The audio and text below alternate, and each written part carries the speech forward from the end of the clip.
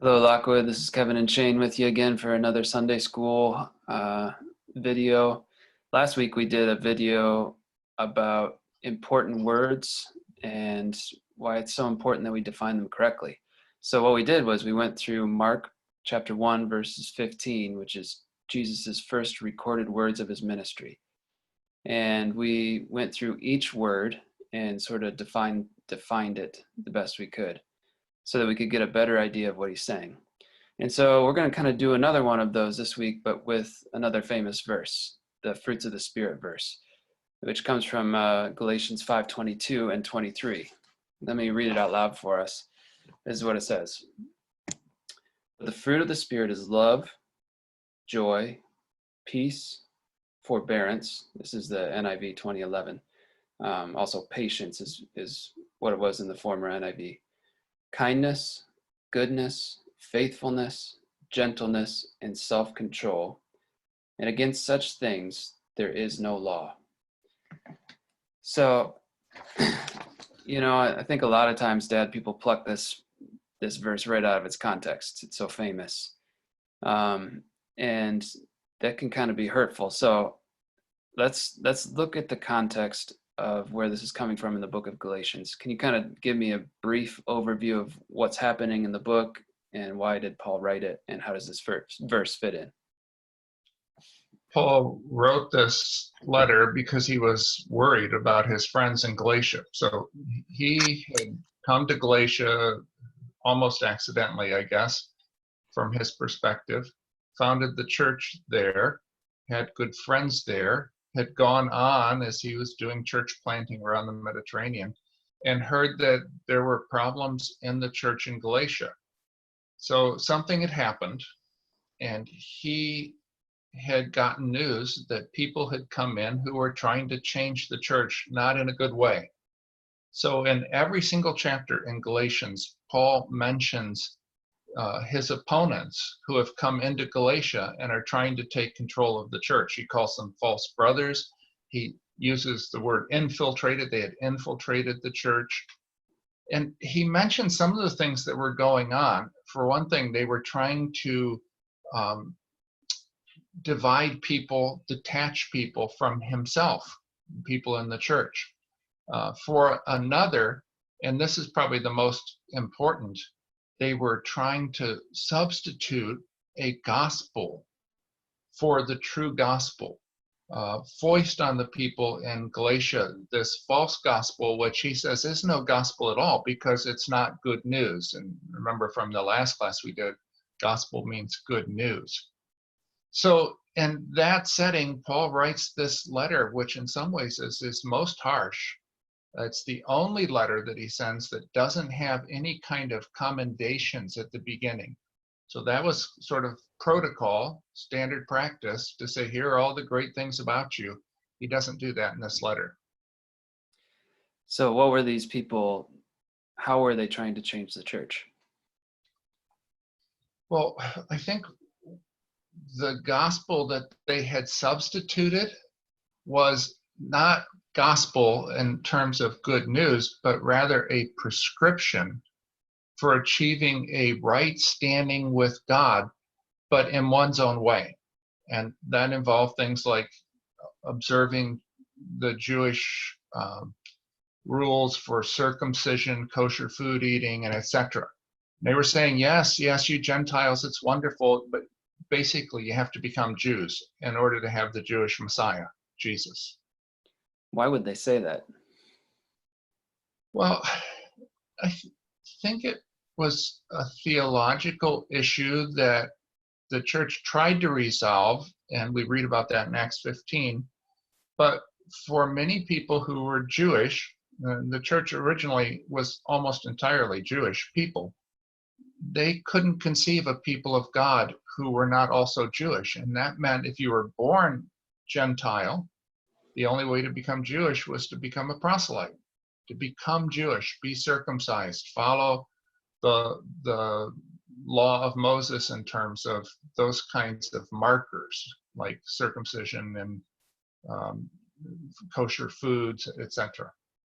Yeah. But the result was that now there's division in the church and hostility and Paul talks about backbiting and some of the things that were going on in the church, which could just destroy it. So why does he start talking in chapter 5 about the fruits of the Spirit and giving all these different virtues? So he's telling them what has to happen. And what has to happen is not they need to go out and do this on their own and be better people. What has to happen is they need to live according to the Spirit of Jesus. They need to be led, he says, by the Spirit of Jesus. People who are led by the Spirit are not under law, he says. They're not under the laws that these false brothers are trying to put them under. The laws of circumcision and Sabbath observance and The Spirit Old of Testament. Jesus Yeah. will change people. Yeah. So would you say this is true that, these people who were the opponents were saying, yeah, you can become a part of the people of God, and here's what makes you, here's the signal, here's the marker, which is circumcision or Sabbath observance or whatever, food, eating certain foods. And Paul says, no, that's not the signal. You got the marker wrong. What the true marker is to believe in Jesus and to have his Holy Spirit, which you receive when you believe. That's what shows that you belong to his people. Yes, I would agree with that. Faith is now the marker of a people who have been justified, who are with God people, not circumcision and not kosher food eating, not Sabbath observances. So in the context of chapter 5, is he saying this is how you can know you have the Spirit? Or is it a different idea? I'm not sure he's saying this is how you can know. You certainly find that kind of thing in John's first letter. This is how we know. In Galatians, I think he's saying in chapter 5 and going into chapter 6, this is how you can get along. And the people who are saying, here's what you have to do, here's what you have to do, we're dividing people, not uniting them. Only the Spirit of Christ within them could unite them. So if he talks about love, joy, peace, etc., as fruits of the Spirit, that means they're produced by the Holy Spirit, not by me, but by the Holy Spirit in me, right? Yes, that the energy and the production of these things comes from the Holy Spirit. I think the word fruit is an important one, and when we look at the fruit of the Spirit, we sometimes miss this. One of the things about fruit is it doesn't grow in a day. That the fruit is, in a sense, inherent in the life of the tree, present in the life of the tree. But for it to come to its full expression takes time. Yeah. So before we just get into what these individual words mean, is it the Spirit working, like how does my effort to grow in, say, love or joy or peace or patience, maybe, I do need to make the effort to do these things, right? Or is it more about me saying yes to the Spirit, just following what God has called me to do, and these things will naturally come up as a result? It may be that if we're not seeing these things, then we need to check and see if we are saying yes to the Spirit, or if we're leading a life that is full of self-will rather than obedience to God. So I think in this and in almost everything we do, we are co-workers together with God. That's the way one version puts it. Paul says it twice, fellow workers with God.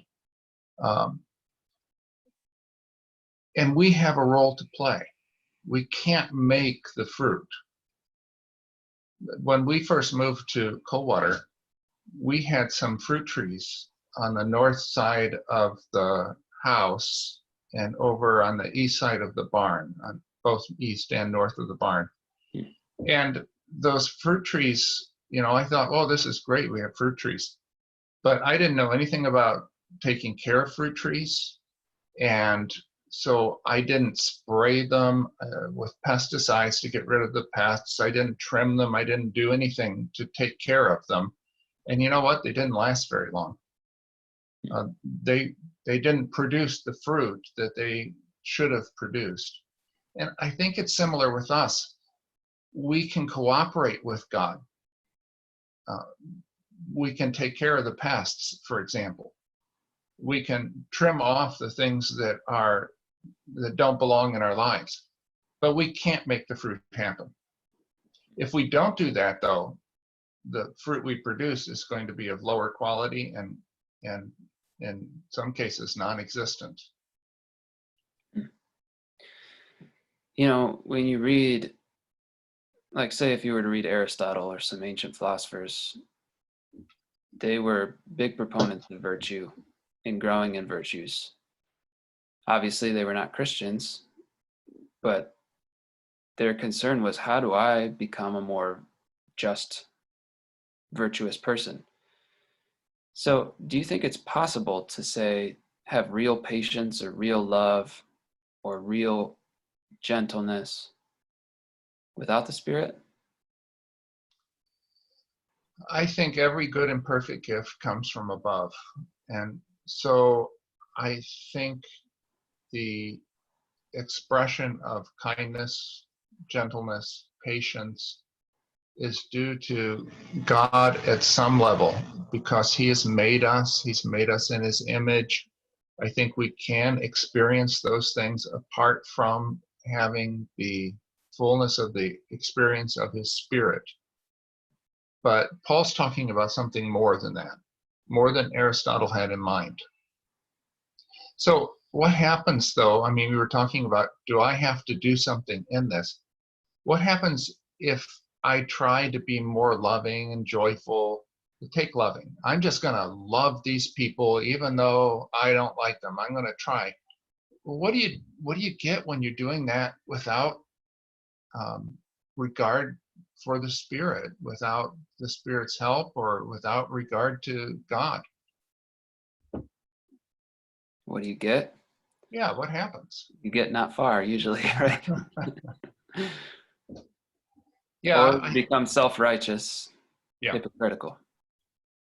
Yeah, I think that kind of thing, some people really want to do what's right, you know, and they want to love somebody who's very unloving or unlovable. But what happens is they end up either in hypocrisy, pretending that something is true that isn't, or in disillusionment. This doesn't work.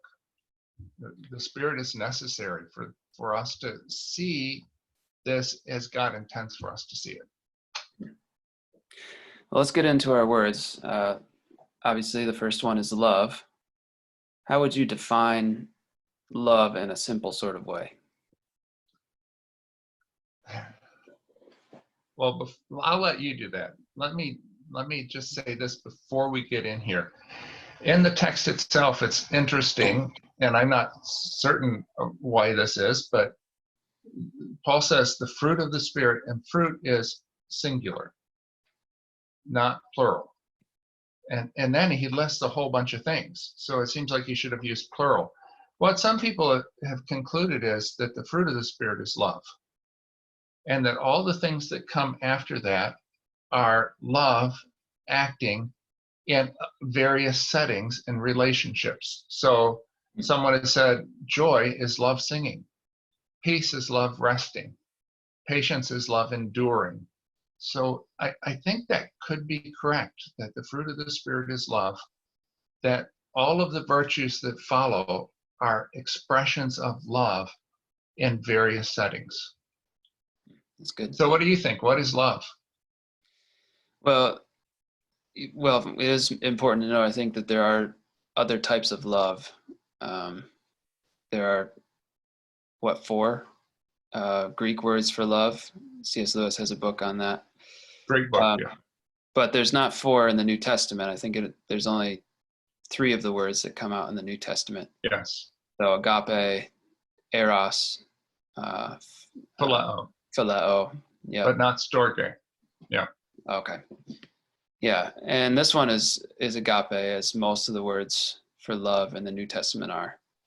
And I think that's important to note because our culture with just one word, we get love mixed up with, we think mainly of romantic love.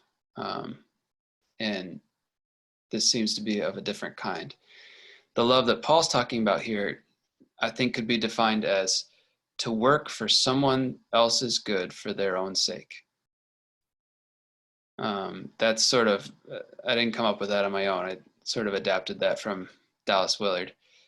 But this idea of you need to work, like love is not just a feeling, but an action. So, love always involves action, doing something, speaking something, acting on another's behalf. It's for someone's good. So, it's might not be what they want, but doing something for their best interests. As parents, we do things for our kids' best interests out of love, even though it's often not what they would prefer. Yeah.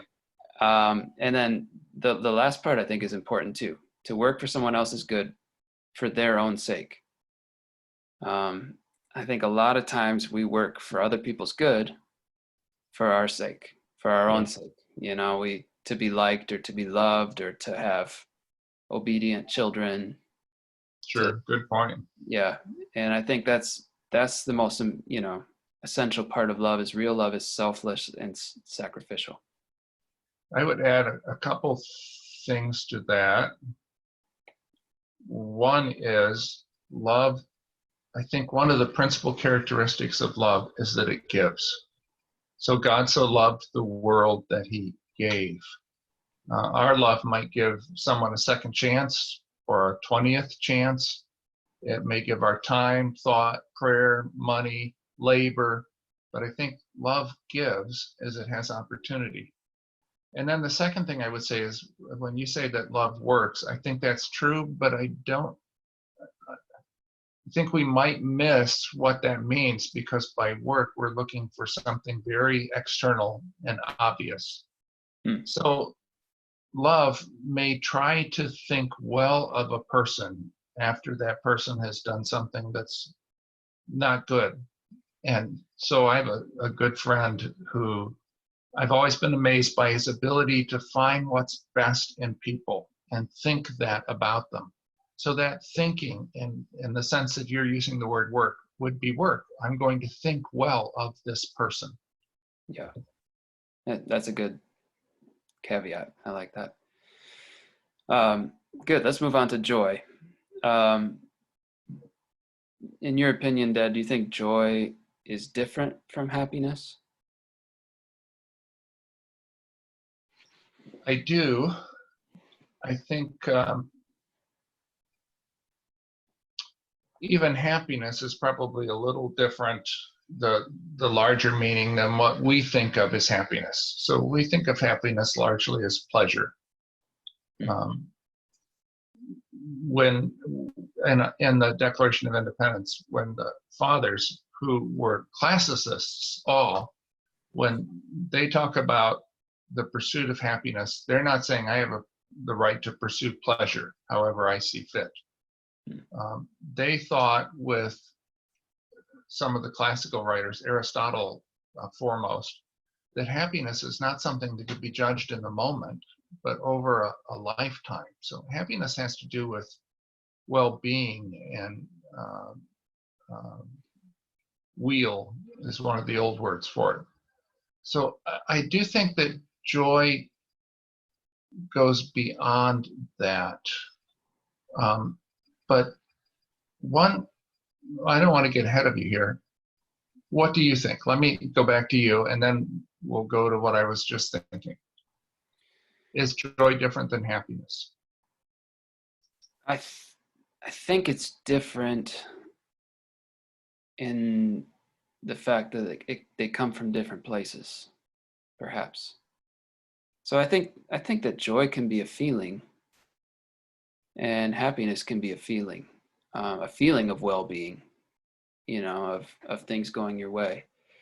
But the difference is not so much in how it feels, but in where it comes from and what it does inside of a person. Yeah, And that's I think interesting. joy comes from the Spirit of God, and it can be it can do it, what it does is it brings out love and virtue in people, whereas happiness, I think, can be found from circumstances such as you got a good night's sleep, or whatever it is. You got your paycheck for the week.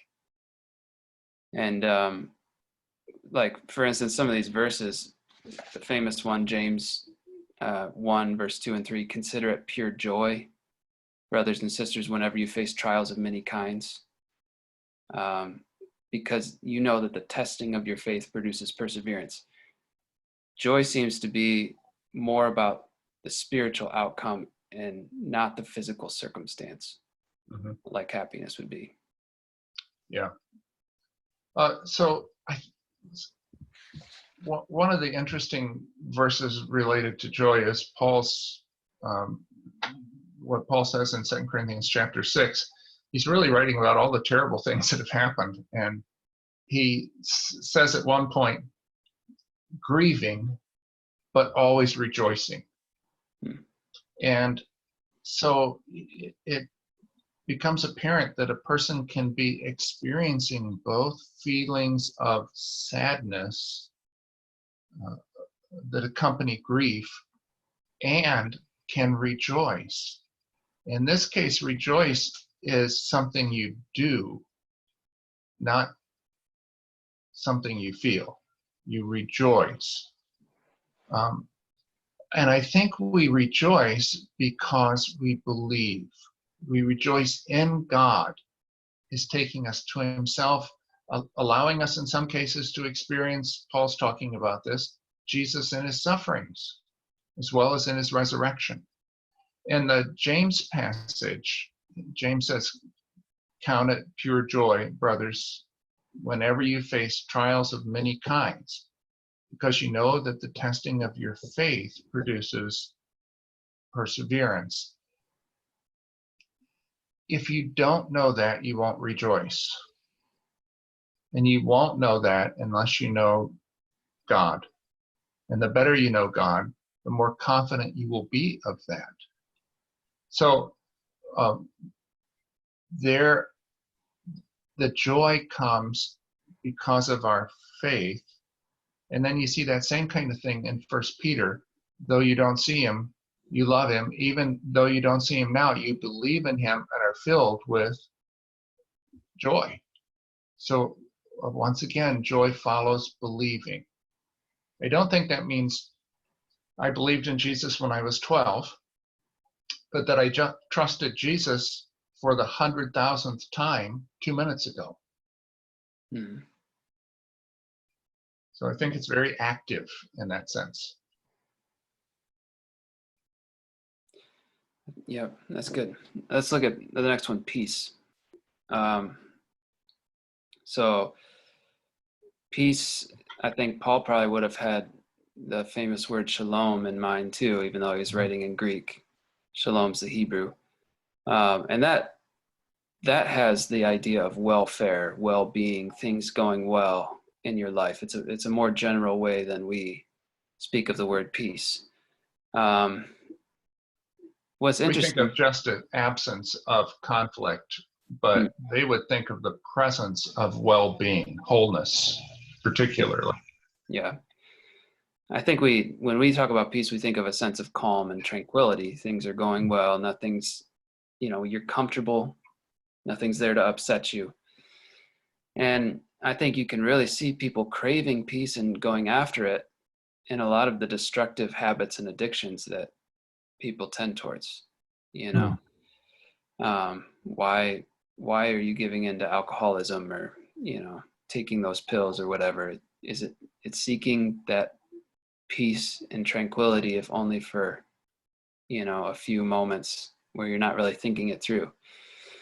And really what you've done is just cover up your problems and sadness for a little bit of time. Yeah. And I think the peace that comes from the Spirit is different, right?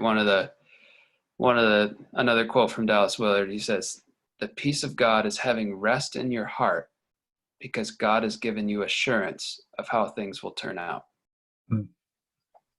Yeah, that's good. If we make, and it's not just peace, if I say I must have a sense of peace, or I must have a sense of excitement, whatever it is, when I'm talking about feelings, and I make a feeling ultimate, that is a sure path to addiction. Anyone who says I must feel something or I must not feel something will end up addicted. Now, could be alcohol, could be all kinds of things, but they will come into addiction.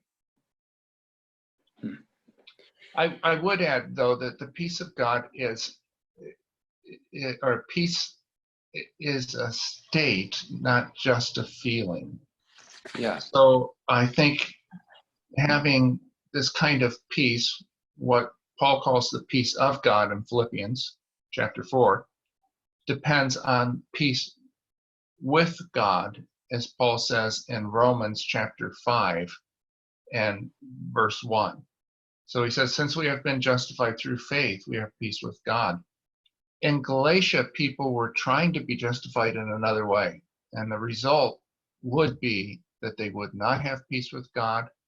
And people who don't have peace with God are usually not at peace with each other. Or with themselves. Or with themselves, absolutely. Yeah.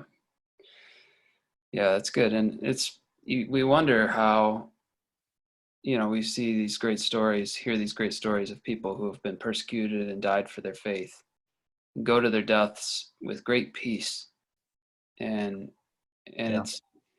it's because they have that peace with God in their hearts, and they have this assurance of how things are going to turn out. Yes. That they can maintain that peace in spite of everything seeming to go wrong at the same time.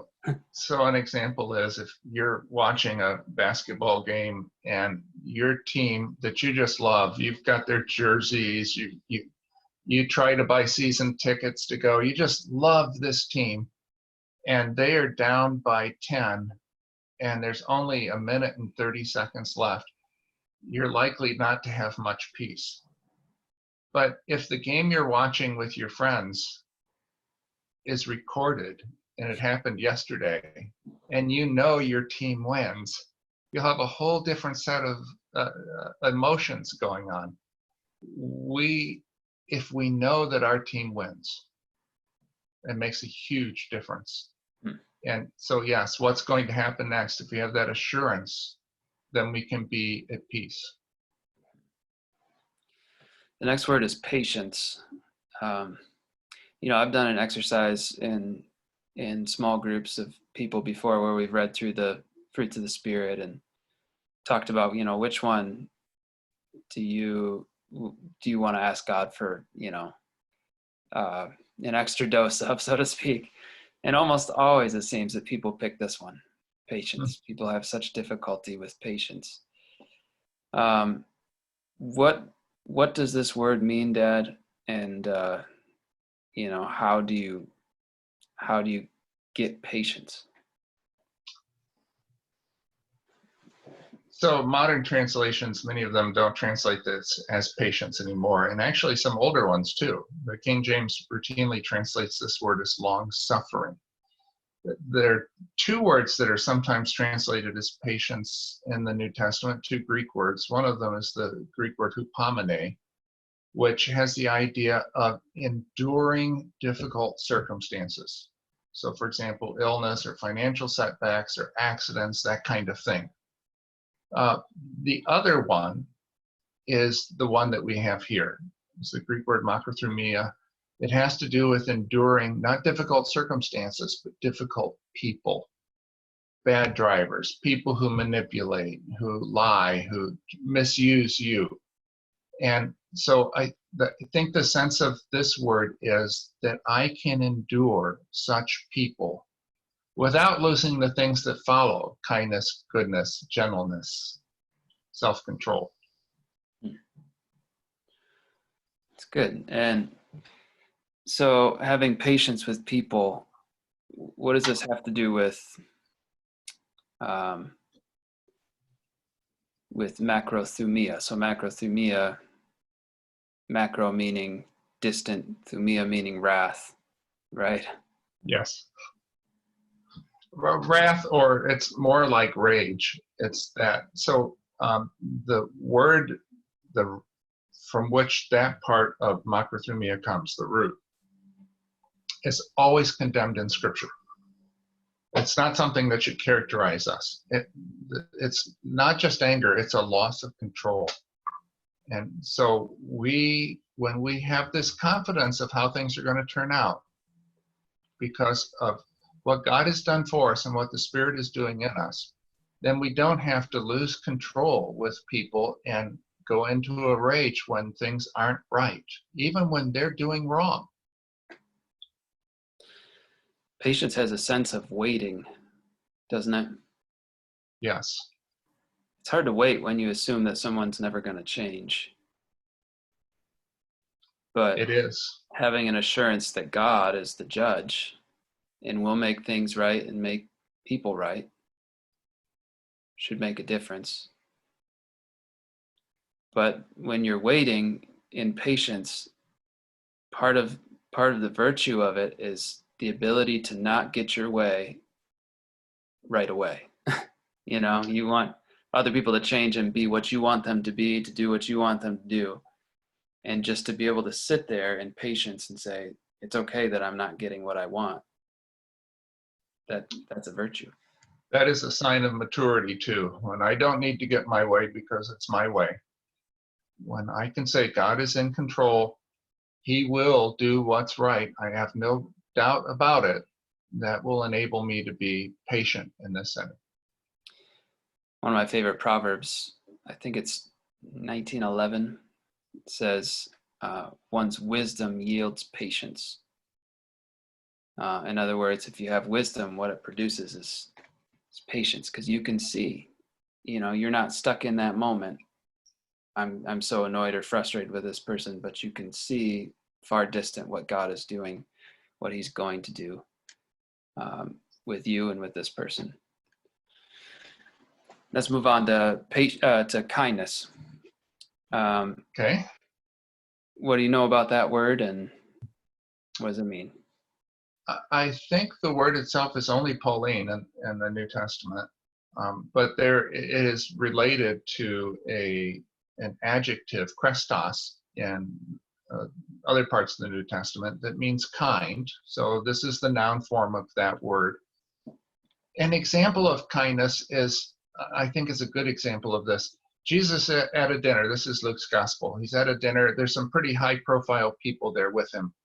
And dinners then were often open to the public. People could come and watch. They didn't actually eat, but they could see what was going on, see the famous people. And a woman comes in who behaves in a manner that would have been enormously embarrassing to Jesus.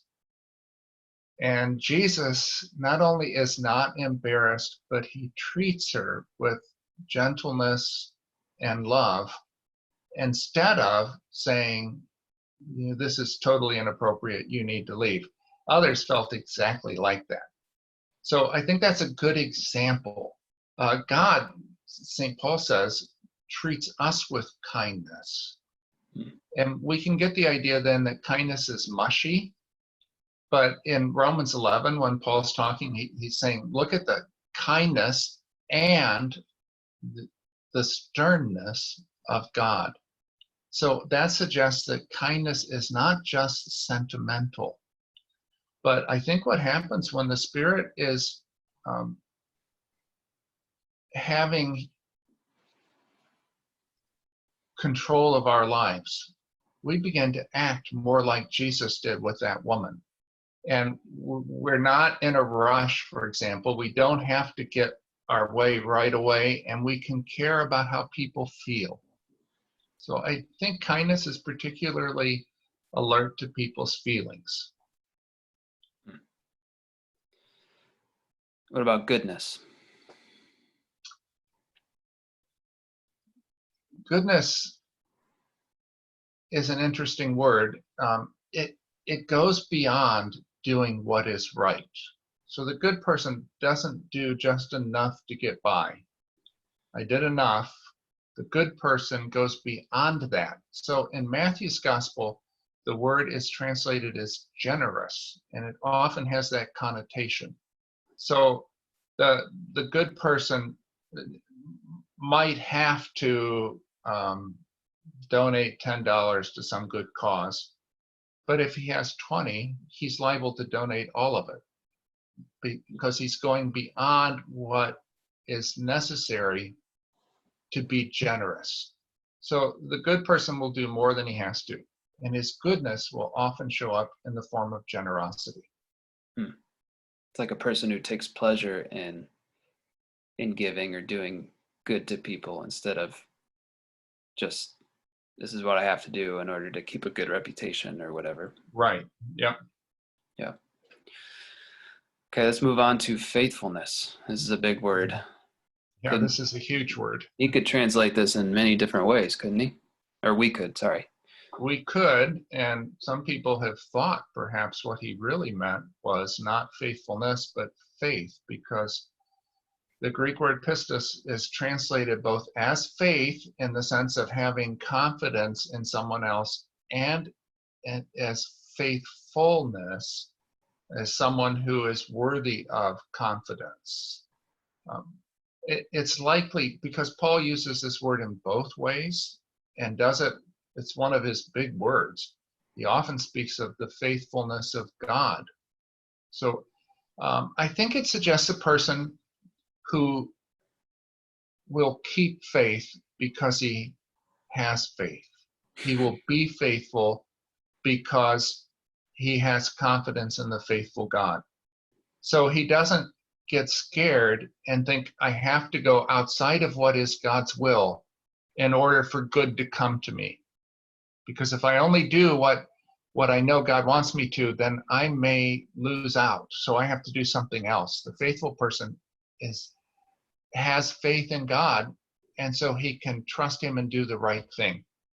This is a person who keeps his commitments and is loyal to God and to others. So I don't think it's possible to be loyal to God and disloyal to other people. Those things just go together. So do you think you could legitimately translate this as loyal instead of faithful?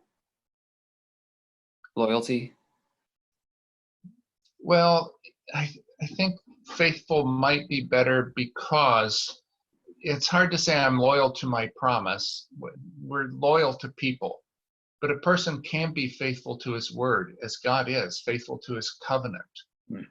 There are people involved in that, of course, but I think faithful might be the better word here. But that sense of loyalty is present. A faithful person doesn't violate his promises. He remains loyal to the people to whom he made them. Yeah. And we had a big discussion about this same word from our last video when Jesus said, believe, repent and believe the good news. That's the same word, believe. Well, the verbal form of it anyways. Right. All right, let's move on to gentleness. This is a great word. How do you know if somebody's gentle?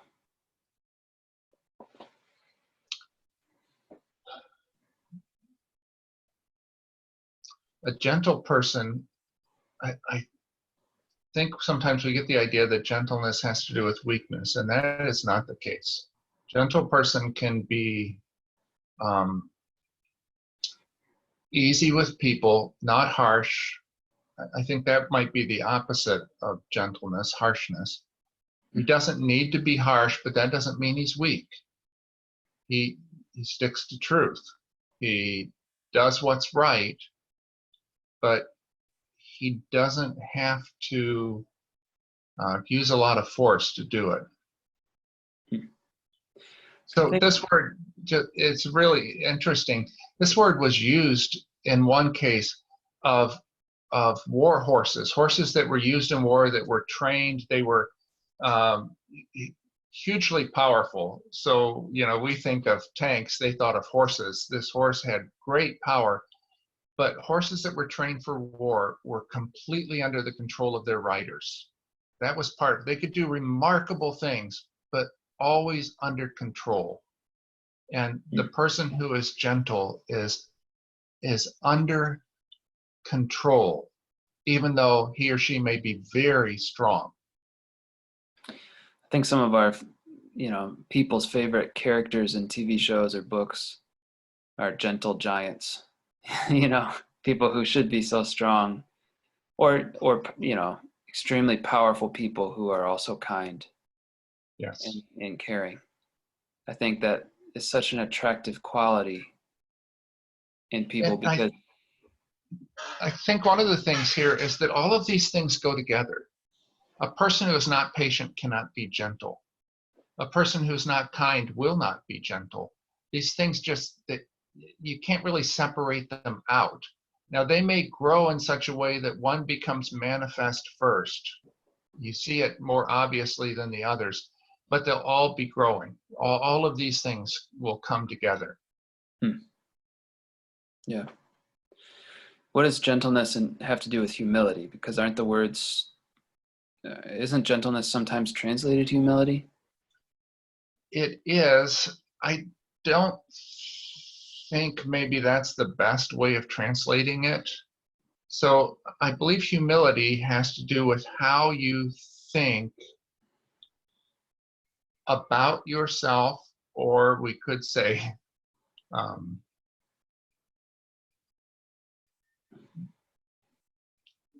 sometimes people say humility is not thinking lowly of yourself, it's not thinking of yourself. And there's something to that, but there is a person doing the thinking. But humility has to do with me. Gentleness has to do with you, how I think of you. And so when I'm gentle towards a person, I think that person is important. I value that person. I may not even know the person, but I recognize this is a person God made and is hugely valuable. And so my thinking of them will place them in a position where I want to treat them well. Yeah. All right, let's look at the last one, self-control. Another great definition by Dallas Willard that I appreciate is, he says, self-control means that you are able to do what you intend to do. Mm-hmm. And I think people often don't think of it quite like that, but I think a lot of people have good intentions and yet aren't able to carry them through because they don't have control over their body or their flesh. And kind of like what Paul was saying in Romans 7, what I don't want to do, I do, and what I don't want to do, I do, and what I do want to do, I don't do. Did I get that right? Yeah. Anyway, it's this idea, self-control is this idea, is that you can use your body to bring out the intentions of the heart. You've done a study of this word in Titus. Can you tell us a little about that? Yeah, Paul uses the word a lot in Titus, and the word has this idea of thoughtfulness or living wisely, so that your mind and your body are connected in such a way that what you intend to do, what you think through, your body can carry out. And like being able to control your body because you have a reasonable mind. And it's the opposite of being controlled by your bodily urges or passions. And so or habits, we might say. Or habits. Yeah. So this involves thinking. Right. And so this is Paul in chapter 2. He makes this a requirement for everybody in the church, basically. He talks to Titus, he says, I want you to teach the old men I want you to respect them, but I want you to show them that they need to be self-controlled. The young women should be self-controlled. Have the older women teach them how to do it. The young men need to be self-controlled. Set them an example. The elders, this is chapter 1, the elders of the church, they need to be people who are self-controlled. And the grace of God that appears to all men has taught us to be self-controlled, right? Yeah. Yeah, obviously this is a big thing in how to structure a church and help it to grow well, is to teach people self-control. And one of the ways that we do that is to practice spiritual disciplines. How does that work? For instance, fasting. You're teaching your body to not need or not get what it thinks it needs or wants right away. It's teaching it to wait. There's a lot of things to fasting, more than that, but that's one of the benefits of fasting. Solitude or silent. Let's take silence. To be able to control your mouth so that you don't say whatever you feel like saying at the time. It's training your body to habits of righteousness. Mm-hmm. So let's say I'm not very self-controlled. I know it. When you ask me which one of these fruit of the Spirit do I want more of, I say, boy, I want more self-control. What would you counsel me to do? Can I just try harder? So I think I would counsel you to try some of these spiritual disciplines that would be helpful with whatever you lack self-control with, I think. Now, spiritual disciplines are not about trying harder, so to speak. They're practice. They aren't righteousness themselves. I'm not righteous because I fast or whatever, or practice silence. These are helping me change first of all, I'm righteous because of Christ, Yeah. And what he did for me on the cross. These things help me to live well when life is really hitting, when I'm back to normal life and not practicing these disciplines. They change me and they train me. That makes me think of your brother Brian. When he was younger, he wanted to play basketball, and he used to practice a lot. And one of the things he practiced was shooting free throws. So he would go out and shoot 100 free throws before he went to school in the morning. And I think he made 99 out of 100 one day. But later that season in a game, he went to the free throw line 16 times and he made 16 free throws. And I think all the practice up in the barn, you don't get points for that. It doesn't make you, nobody is cheering for you. You're all alone up there. But when you get into the moment when you need it, then you can use it because it's there. I do think, like with all the fruit here, self-control comes from the Spirit. It's interesting. It's self-control, but we need the Spirit for that to be produced. Right. But we can trim the trees. We can get rid of the pests, and practicing spiritual disciplines is one way to do that. I also think what we were talking about a few moments ago applies here. No one will have self-control who believes that he or she must act on their feelings. Some people believe that they are their feelings. I am angry, I am fearful, I am hurt, I am lustful, whatever, that is me.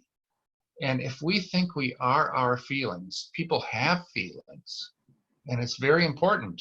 Feelings are a great gift of God, and he intends for us to experience them richly and fully. But if we think we are our feelings, we will think that we can control our feelings directly, and that's going to lead to problems. We'll never have self-control if that's what we believe. One of the great points I think Dallas Willard brings out in Renovation of the Heart book is that human beings have kind of been turned inside out. So the way a human is supposed to work is their will controls their mind. Their mind dictates what their body does.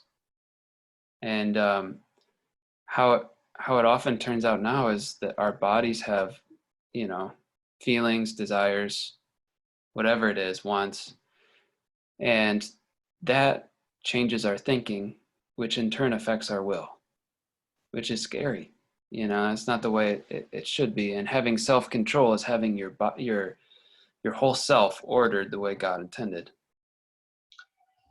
I know we're getting pretty close here to the end. We've gotten through these 2 verses, but let me ask you, if I come to realize that I need the Spirit of God to produce these things in me, I don't feel like they're being produced. Maybe I'm just aware of the lack of self-control or the lack of patience or whatever it might be. What's my next step? Almost always the first step is to pray, isn't it? I think to ask God to speak to him and say, this is what I want in my life. Will you work in me to build these things, love and peace and joy in me? And so I think always the first step of almost everything is to ask God for it in prayer. And maybe the worst step you can take is to defend yourself where you are right now.